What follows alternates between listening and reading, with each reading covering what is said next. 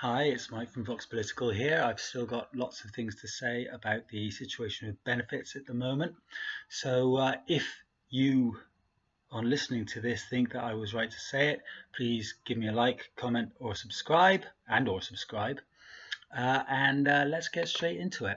So, if you want evidence that Parliament has stopped even trying to be fair to disabled people, look no further than the recommendations of the Lords Economic Affairs Committee.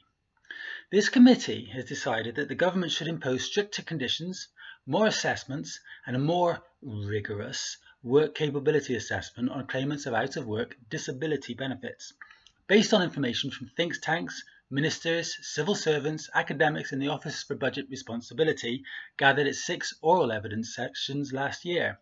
No written evidence was taken. Nor was any evidence taken from any disabled people's organisation or from anyone who claims out-of-work disability benefits. Its conclusions? The committee called for sick and disabled people who are signed off work for more than a month by their GP to undergo additional or ongoing assessments, and it called for all those on incapacity benefit, which probably means the limited capability universal credit groups, to have a work coach for the first 2 years of their period on out-of-work benefits. It said reform is needed both to curb the increasing fiscal burden and to address the ever-growing social cost of hundreds of thousands of people dependent on benefits. But there was no call for the Department for Work and Pensions to research why claimant numbers have been rising in recent years.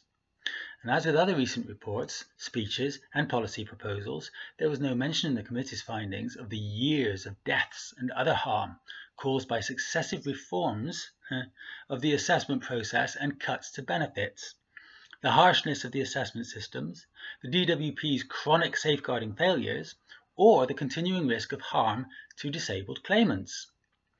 Apparently, because there wasn't enough evidence to show that the sharp rise in claimants reflected a deterioration in people's health, because the committee did not seek any, its conclusions focused on the extent to which the rise in caseloads might be explained by the structure and process of the welfare system. What twisted logic. Disability advocates have said the suggestions would require huge amounts of extra expenditure to achieve the proposed goals. Many extra DWP staff would have to be recruited, costing more than the savings gained from throwing disabled people off benefit. Changes to assessments would mean high payments to the private firms carrying them out, and impoverishing disabled people would impact their health, meaning more strain on the NHS. This comes across as nothing more than an exercise in finding excuses to attack people who cannot defend themselves. Why does this committee not live up to its name and research tax avoidance by the super-rich, or how a tax on assets of just 1 or 2% could reverse the misfortunes of the UK economy? Is it because it's chaired by a Tory banker? That's all I've got for this particular video.